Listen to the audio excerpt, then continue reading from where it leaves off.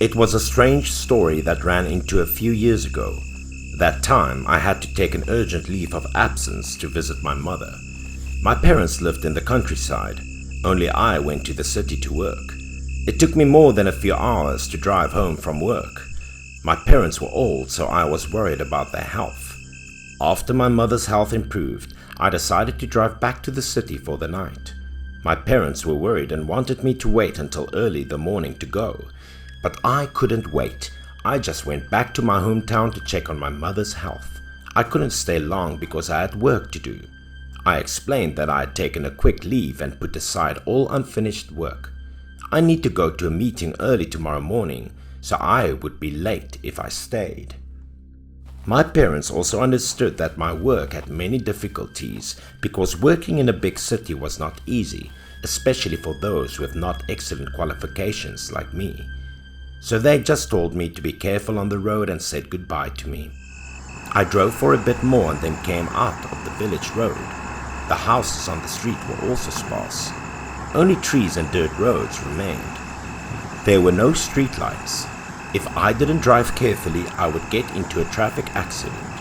I didn't remember exactly, but I must have driven more than 10 kilometers and finally got off the dirt road. Ahead was the highway. Follow this highway, keep going straight, and I would reach the city. No need to turn anywhere else. While running, I was a little sleepy when suddenly I panicked because I saw a woman lying in front of me on the side of the road. She seemed to be seriously injured. When the headlights of the car came on, I could see even more clearly. Her clothes were torn. There were bright red bloodstains around her body. It looked like she was a victim of a collision or some pillage. I was wondering if I should stop or not. I pushed the wheel to pull over, but then changed my mind because this part often happened in many looting scenes. I need to be very vigilant. The road from a house to the highway was very rough. Because it was a village road, there were almost no houses around with lights on. While driving, I thought about the girl just now, wondering if she had an accident or not. But I still had work and took care of my elderly parents. I couldn't risk my life. I also apologized to the girl. If she was injured, I wouldn't have been able to help her. But then I thought I should put that aside to focus on driving. Suddenly, I saw something equally strange. So many confusing things happened to me tonight.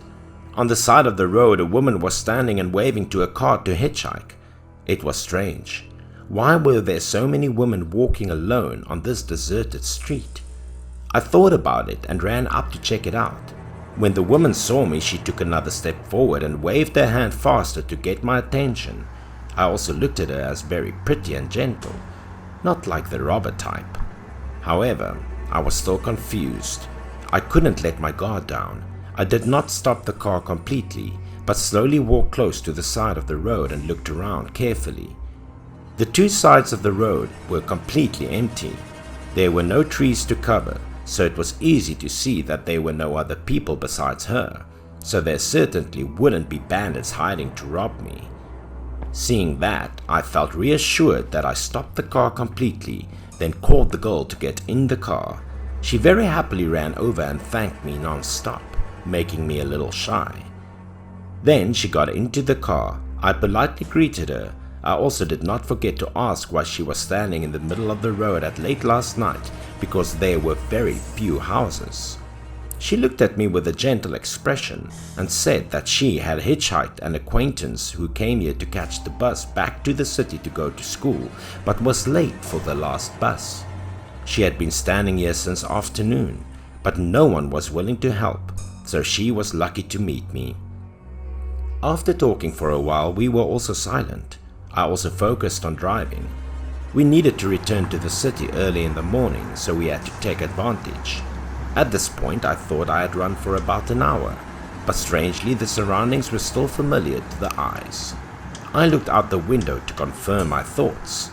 It was still the highway, and the side of the road was a dry field without any trees, exactly like the road where I saw the girl had an accident just now. I clearly remembered that from the place where I met this woman. It only took about an hour to get off the highway and into the residential area, but today was strange. While I was thinking and looking out the window, I had to startle in horror when I turned to the side. Right in front of my eyes was the girl who had the accident earlier. She was still lying on the ground, so it turned out that I was running in a big circle and went back to her place. Too scared, I stepped on the gas and accelerated. I thought I had met a ghost, and that girl was a ghost. At this time, the woman sitting next to me asked me why I didn't help the person in the accident but ran away like that. I didn't say anything, just ran as fast as I could.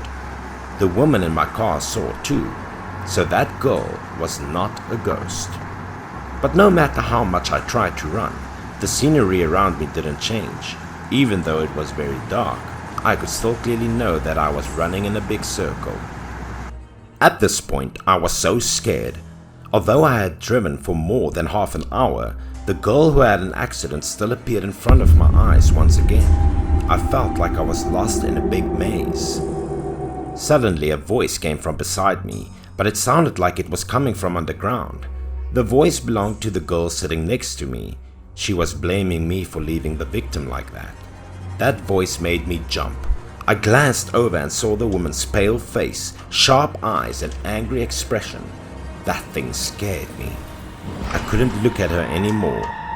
I knew that she was not human anymore, but I still tried to explain that I still had a job and a family.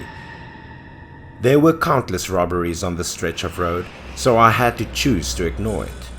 After that, a sudden silence also worried me. I sneaked a glance in the woman's direction to see if it was human or ghost after all. However, before I had time to see her figure clearly, the girl grabbed the steering wheel and held into my ear to force me to turn around. The sudden attack made me lose control of the wheel. The car lost control and I hit the wheel, then ran straight into the side of the road.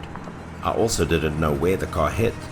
My head also hit the steering wheel painfully, so when the car stopped, I could only rub my head without having time to look around. After waking up, I looked over to the passenger seat, but the girl from earlier was gone. I was sure I had met a ghost. I got out of the car to check my surroundings, to see how far I had run. This road was too dark. I couldn't see anything around clearly. I could only follow the light from the car to go, but I hadn't taken 10 steps before I had to stop. Cold sweat poured out like water because of what I saw before my eyes. A little more than 3 meters from my car was a deep precipice, dark below with no bottom visible. If the car did not stop in time, it could have plunged straight into the bottom of the cliff. That thought made my limbs so weak that I couldn't even stand. I fell to the ground and my body kept shaking from fear. I sat there for a long time to regain my sanity. Then I got into the car again and kept going. I thought the other woman scared me because she wanted to save the girl in distress. Just like that, I continued to run. The road gradually became familiar. I knew what I was about to see. As I expected, the girl was injured in the accident once again appeared on the side of the road in front of my eyes, the same as before. She was still lying like that. This time, I decided to stop the car and check her out. I would have guessed that the woman in the car and the girl in the accident were the same people. She was dead, so she appeared to make me help her body. At this point, I didn't think much of it. I turned the girl over and called her to see if there was any reaction or not. But surprisingly, when I saw her face, it wasn't the woman in my car. They were 2 different people. After checking, she was still breathing but very weak, so I rushed her to the hospital. The road went very smoothly, no more strange happenings. Feeling guilty the next day, I bought some fruit to visit her. The girl said she had a traffic accident and was robbed. If it weren't for me, she wouldn't have survived. But I was very guilty because I had no intention of helping her in the first place. As for that strange woman, I didn't know why she did that.